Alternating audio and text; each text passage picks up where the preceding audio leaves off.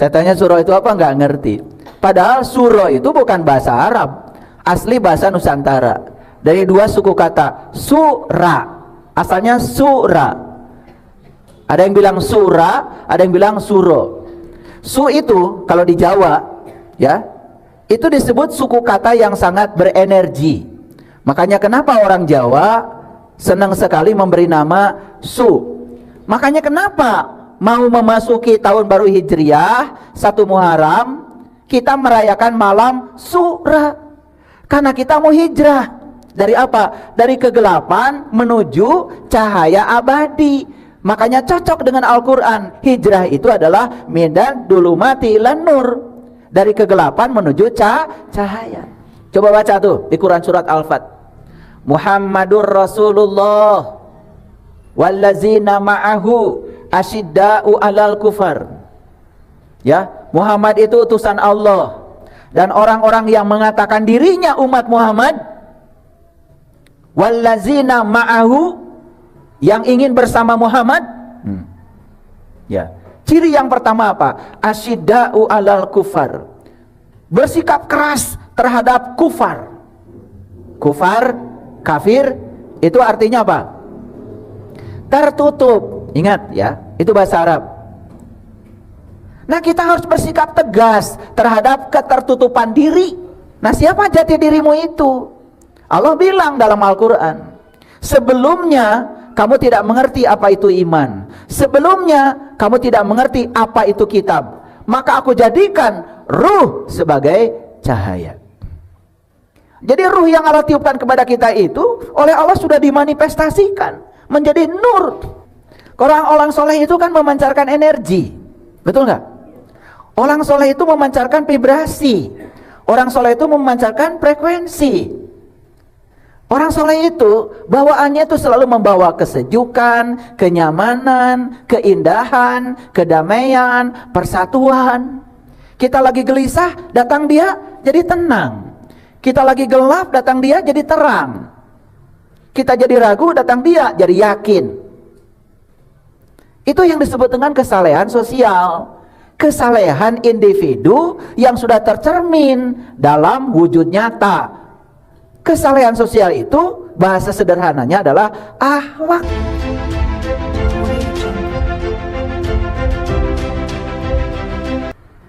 Mari kita hijrah ya, dari saling curiga menjadi saling percaya. Belajar apapun Bapak Ibu nggak akan ada hasilnya kalau dari awal sudah curiga. Buat apa datang ke sini kalau curiga sama saya? Nggak akan masuk. Malah justru dari curiga itu tuh kan gitu. Karena orang curiga itu akan divalidasi seolah-olah kecurigaannya benar. Betul nggak? Oke, udah pengalaman lah. Yang kedua, pesan dari Menteri Agama apa? Ini lebih dahsyat lagi nih. Menteri Agama yang sekarang ini keren kalau menurut saya. Mari kita tingkatkan kesalehan sosial. Ini juga perlu saya jelaskan, karena tidak ada di running text-nya itu penjelasannya. Coba perhatikan Bapak Ibu. Kalau orang sudah sholat, ya, tepat waktu, tidak lewat, setelah itu ditambah sholat sunat, baca Quran, pakai speaker, biar orang sekampung denger kan. Kalau dia bacanya bagus, surahnya melengking gitu, kan pasti dia akan menganggap dirinya soleh, walaupun dalam hidupnya nggak ada gunanya. Dengan tetangga nggak akur, ya. Kalau bicara dengan pasangan juga menyakitkan. Besok-besok juga pisah dengan pasangannya karena ada perbedaan. Itu yang disebut dengan soleh itu baru soleh secara individual. Nah, Menteri Agama ingin kita ini solehnya secara sosial. Jadi bukti orang soleh itu dirasakan kesolehannya oleh orang lain. Kan pertanyaannya sekarang buat Bapak Ibu ini sudah soleh belum? Nah, untuk mengukur soleh itu harus diukur dari kesalehan sosial.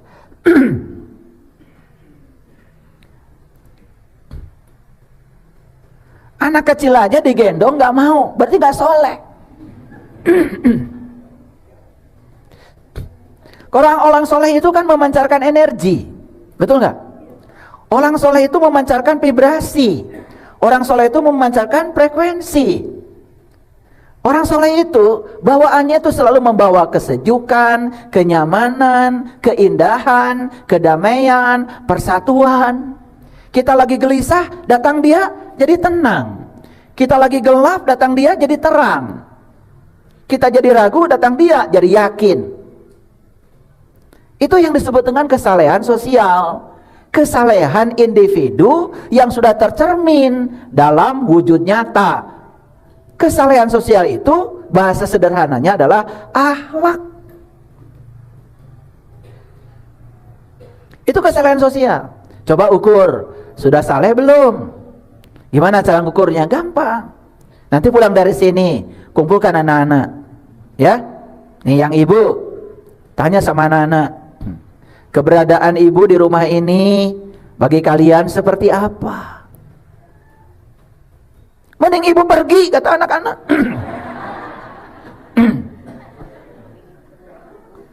Ada ibu di rumah itu serba salah. Betul nggak?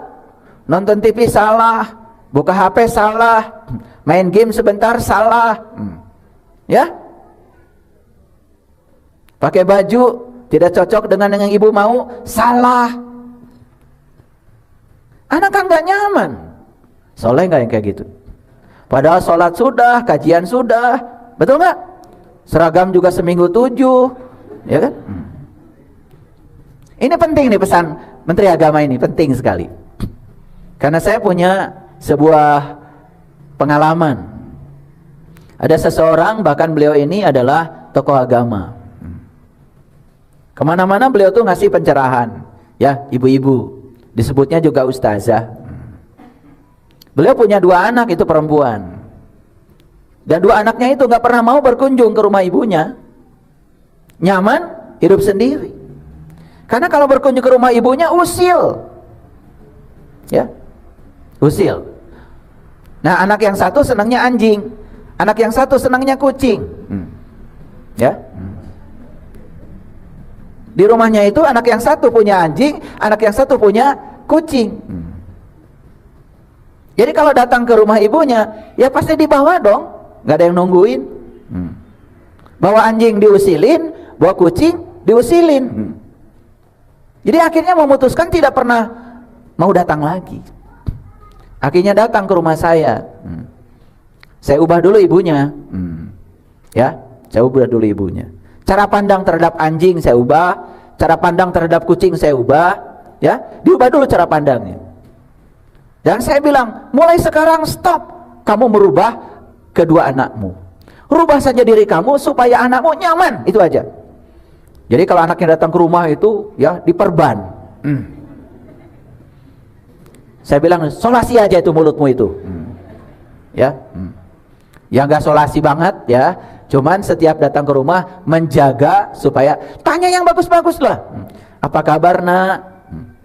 Nggak usah ditanya, sudah sholat belum? Nggak usah. Nggak usah. Nggak usah. Nanti juga dia kalau sudah mau sholat, sholat dengan kesadarannya. Daripada di rumah sholat, di luar nggak sholat. Bapak Ibu, ketika dirubah, anaknya itu malah justru aneh. Bilang ibunya kesurupan. Itu sudah mengakar ya di otaknya itu.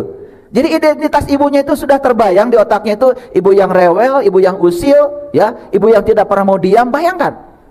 Tapi ibunya merasa soleh kan? Ini soleh apaan? Anaknya aja tidak nyaman. Mungkin suaminya juga stres, mungkin. Cuman belum cerita sih sama saya. Tapi sering sakit-sakitan suaminya. Jadi kan sebetulnya ini isyarat juga sebetulnya. Betul nggak? Itu. Nah ini Menteri Agama tuh keren ya. Sedang berpesan, kamu jangan buru-buru mengatakan kamu soleh. Kalau orang di rumah aja tidak nganggap loh sama kamu, tidak menjadi sumber cinta, tidak menjadi sumber kedamaian. Ya. Bahkan kemarin saya, ya, ada yang minta konsultasi dari luar negeri, jauh sekali. Saya pikir masalahnya apa? Ternyata masalahnya itu, ya, beliau ini punya anak 3, Takdirnya harus ketemu suami yang sangat keras. Sehingga anak yang 3 ini setiap hari mendapatkan perlakuan yang sangat keras dari suaminya. Sudah tidak kuat, beliau pergi. Dan anaknya ditinggal di sini. Doa dari anak pada bapaknya apa? Ini doa dari anak. Bayangkan, saking keselnya nih anak, doa pada bapaknya apa? Semoga bapak saya cepat meninggal. Dan bapaknya ini mengalami kecelakaan. Pertama diamputasi dulu. Setelah diamputasi seluruh organ tubuhnya, dia tidak bisa hidup seperti biasa. Tapi marahnya tetap besar pada anak.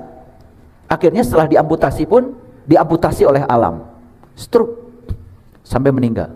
Bayangkan, 3 anak merayakan bapaknya yang meninggal. Ini dendam yang luar biasa. Bapak Ibu, jangan menganggap tidak ada masalah di rumah. Kita harus terbuka. Jangan-jangan anak itu cuma tidak mau bicara aja karena takut.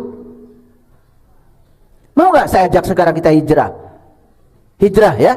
Hijrah. Pertama hijrahnya, ini ajakan Menteri Agama nih ya. Dari saling curiga menjadi saling percaya. Dan yang kedua, mari kita tingkatkan kesalehan sosial. Caranya apa? Jangan buru-buru mengatakan dirimu soleh lah. Kalau sudah bisa idgham bigunah, idgham bilagunah, belum soleh. Itu baru bisa belajar bahasa Arab. Belum soleh. Kalau kamu masih sering konflik dengan pasangan karena kamu memaksakan kehendakmu, tidak siap menerima perbedaan, belum soleh. Jadi kesalahan sosial itu dirasakan sebagai kenyamanan. Coba baca tuh di Quran surat Al-Fat. Muhammadur Rasulullah wallazina ma'ahu asyidda'u alal kufar. Ya, Muhammad itu utusan Allah. Dan orang-orang yang mengatakan dirinya umat Muhammad, wallazina ma'ahu, yang ingin bersama Muhammad. Ya, ciri yang pertama apa? Asyidda'u alal kufar, bersikap keras terhadap kufar. Kufar, kafir, itu artinya apa? Tertutup. Ingat ya, itu bahasa Arab. Nah, kita harus bersikap tegas terhadap ketertutupan diri. Contoh, kamu tidak biasa mendengar orang, itu tertutup. Orang tua tidak mau mendengar anak, itu tertutup. Kita tidak siap mendapatkan pengetahuan baru, itu tertutup. Kita tidak siap memaafkan kesalahan orang lain, itu tertutup. Nah, saya menyayangkan kata-kata kufar ini didangkalkan menjadi kafir. Lalu umatnya Nabi Muhammad itu ya seolah-olah dipahami orang yang sangat bersikap keras terhadap orang kafir. Orang kafir adalah orang yang berbeda agama. Jadi kita ini keras pada orang lain cuma karena beda keyakinan. Itu keliru memahaminya. Paham sekarang? Apa cirinya umat Nabi Muhammad? Bersikap keras terhadap asyidda'u alal kufar, bersikap keras terhadap segala hal yang membuat diri kita tertutup. Ingat ya, kalau kalian susah mendapatkan kritik, berarti kalian mesti tertutup. Sembuhkan dirimu supaya terbuka, Jadi pemimpin jangan anti kritik. Karena kamu jadi pemimpin itu karena didorong oleh rakyat. Karena rakyat menitipkan kedaulatan pada Anda. Aneh. Rakyat sudah menitipkan kedaulatan, sudah jadi pemimpin, malah tidak mau mendengar suara rakyat. Itu kufar itu. Jadi kafir itu tidak sedangkal itu memahaminya Bapak Ibu. Paham? Kalian umatnya siapa? Cirinya apa? Keras terhadap ketertutupan. Jadi sekarang harus sadar, oh saya masih tertutup. Ya, udah tertutup pikirannya, tertutup mata kolbunya, harus keras. Oh saya sekarang belum bisa sholat khusyuk, harus keras. Oh sekarang saya belum bisa memahami Al-Quran karena saya masih tertutup, harus keras sikapmu. Terhadap siapa? Terhadap ketertutupan pada dirimu sendiri. Jangan bersikap keras pada orang lain. Paham sampai sini? Paham apa tidak? Umatnya Muhammad bukan ini. Nah, Ciri yang kedua, ruhama bainahum. Ruhama itu cinta. Umatnya Nabi Muhammad itu selalu menjadi sumber cinta bagi sesama. Bahkan bagi semut pun sumber cinta. Semut pun merasa aman kamu datang. Nyamuk pun merasa aman kamu datang. Pohon merasa aman kamu datang. Tanya coba, apakah makhluk-makhluk di semesta ini merasa aman Bapak Ibu datang? Ini kesalahan sosial nih. Jawabannya gimana? Tolong dijawab dulu dong. Hah? Ciri yang ketiga. Ini umatnya Nabi Muhammad nih. Asyidda ulal kufar, ruhamau bainahum, tarahum ruka'an sujadan, yabtaguna fadlan minallah waridwana. Bekas ruku dan sujudnya itu nampak di wajahnya. Kenapa? Dia itu orang yang ridwan. Waridwana. Tahu Ridwan? Hah? Oh, nama kamu Ridwan. Bagus namanya, tapi nggak ridho. Ya, Ridwan harusnya ridho. Makanya penjaga surga itu malaikat Ridwan. Malaikat itu karep, tekad. Kalau kita sudah ridho pada apa saja, bisa menerima semua hal apa adanya, itulah Ridwan. Kalian ridho nggak dengan perbedaan agama? Ridho nggak dengan perbedaan suku bangsa? Ridho. Ridho nggak ada yang orang Sunda, orang Jawa, ya orang Batak, orang Padang, orang NTT, orang Papua? Ridho nggak? Nah, kalau ridho tuh Ridwan. Kalau belum ridho, nggak Ridwan. Walaupun namanya Ridwan. Jadi di Quran dikatakan ya, tarahum ruka'an sujadan yabtaguna fadlan minallah waridwana. Coba, kalau sholat diakhiri dengan apa? Salam. Kemana salam itu? Ke kanan. Assalamualaikum warahmatullahi wabarakatuh. Setelah itu ke kiri. Sama nggak doanya? Sama apa tidak? Padahal menoleh ke kanan dan menoleh ke kiri, tapi doanya sama. Assalamualaikum warahmatullahi wabarakatuh ke kanan. Waktu ke kiri, Assalamualaikum warahmatullahi wabarakatuh. Tahu artinya? Artinya mau kanan, mau kiri, kamu kasih salam yang sama. Mau kawan, mau lawan, kamu kasih salam yang sama. Emang begitu kamu? Jawab dong. Saya sedih lihat wajah kalian itu. Karena sholat itu cuman ngejar pahala nanti di surga. Tidak ada manfaatnya hari ini. Berapa kali kalian sholat menengok ke kanan bilang assalamualaikum, nengok ke kiri bilang assalamualaikum, habis sholat. Ini kawan, ini lawan. Ini menyenangkan, ini tidak menyenangkan. Kan begitu kamu? Betul apa tidak? Ini karena sholatnya juga nggak ada kesadaran, malah sombong habis sholat itu, mikirin orang lain nggak sholat. Lah kamu aja sholat masih kayak gitu. Ini jadi panjang nih cerita Menteri Agama ini. Ya, oleh karena itu saya sekali lagi mengucapkan selamat memasuki tahun baru Hijriah. Mari kita hijrah dari saling curiga menjadi saling percaya. Mari kita hijrah dari merasa soleh secara individu menjadi soleh secara sosial. Itu baru keren. Tepuk tangan buat Menteri Agama. Saya berharap Menteri Agama dengar saya bicara begini. Saya berharap semua teman-teman di Departemen Agama dengar ini. Jangan-jangan lebih duluan saya ngertinya. Saya harap semua pemimpin bangsa dengar yang saya sampaikan ini. Eksekutif, yudikatif, ya, legislatif, dengar semua ini. Makanya ini adalah kajian yang spesial di tahun baru Hijriah. Tadi malam semua orang merayakan malam Suro. Betul apa tidak? Malah bikin obor, malah pawai. Itu ada tuh peserta pawai, saya tanya, habis dari mana? Pawai pak. Pawai apaan? Tahun baru. Itu hidungmu kenapa hitam? Obor pak.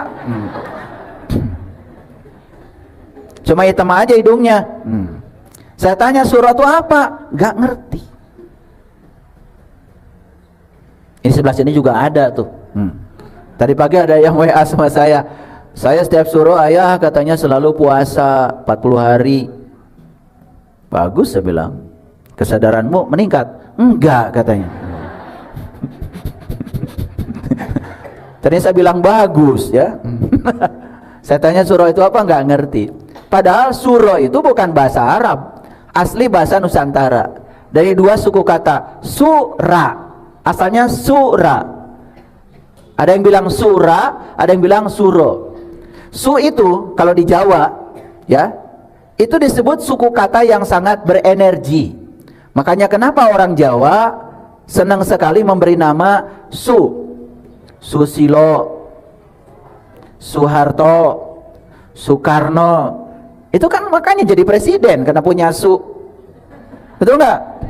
Iya, Sutrisno, kan wapres. Betul nggak? Iya. Ada yang punya Su di sini? Hah? Su apa? Supar? Ya, keren itu. Tapi mungkin baru ngerti sekarang. Jadi su itu artinya abadi. Su itu artinya baik. Su artinya sejati. Su itu bahasa Nusantara. Nah, ra, coba perhatikan ra. Ra itu sudah jadi suku kata yang penting. Negara itu pakai ra. Bendera itu pakai ra. Rahayat itu ra. Ya, rahayu. Betul itu. Bukan ilmu tebak-tebakan. Ra itu artinya adalah cahaya. Makanya ya, leluhur kami di Parahyangan kan ada Parahyangan. Pa itu tempat, ra itu cahaya, hyang itu leluhur. Jadi Parahyangan tempat para leluhur yang sudah bercahaya. Makanya ra itu dicuri oleh Jepang karena pernah menjajah kita. Maka mereka bikin kuil di sana, kuil Nara. Itu peradaban kita lebih tua. Makanya kalau Bapak Ibu jalan-jalan ke Mesir, udah ke Mesir belum? Males saya ngomong sama kalian itu. Di Mesir ada apa tuh? Ada piramid. Nah, di piramid itu ada yang namanya piramid Amon-Ra. Ra juga. Jadi Ra itu artinya cahaya. Jadi Sura itu artinya cahaya abadi. Makanya kenapa mau memasuki tahun baru Hijriah 1 Muharram kita merayakan malam Sura? Karena kita mau hijrah. Dari apa? Dari kegelapan menuju cahaya abadi. Makanya cocok dengan Al-Quran. Hijrah itu adalah mindan dulumati lan nur. Dari kegelapan menuju cahaya. Bukan pawai obor, dangdutan lagi.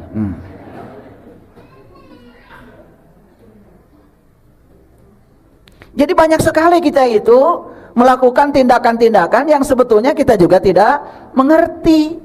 Cuman ngikut-ngikut kebanyakan orang itu. Tahu sekarang hijrah? Nah, cocok gak dengan usulan Menteri Agama? Ya, karena untuk pindah dari saling curiga kepada saling percaya, untuk pindah dari kesalehan pribadi menjadi kesalehan sosial, syarat utamanya kan harus kenal jati diri dulu. Itu syarat utamanya. Nah, siapa jati dirimu itu? Allah bilang dalam Al-Quran, sebelumnya kamu tidak mengerti apa itu iman, sebelumnya kamu tidak mengerti apa itu kitab, maka aku jadikan ruh sebagai cahaya. Jadi ruh yang Allah tiupkan kepada kita itu oleh Allah sudah dimanifestasikan menjadi nur. Dan seharusnya kalian datang ke dunia ini membawa cahaya. Aslinya manusia itu adalah makhluk langit yang diturunkan ke bumi, bukan makhluk bumi yang sedang menghayal tentang langit. Aslinya kita ini makhluk cahaya yang diturunkan memasuki kegelapan, bukan makhluk gelap yang sedang mencari cahaya. Cahaya itu sudah ada di sini, Bapak Ibu, sudah ada di sini. Cuman sekarang terhalang cahaya itu. Ada hijab yang menghalangi itu. Nah, hijab itulah yang membuat kita saling curiga, karena hijab itu yang membuat kita jadi bodoh, tidak punya penglihatan, menjadi dangkal. Dikit-dikit nyalahkan orang, dikit-dikit nyalahkan orang.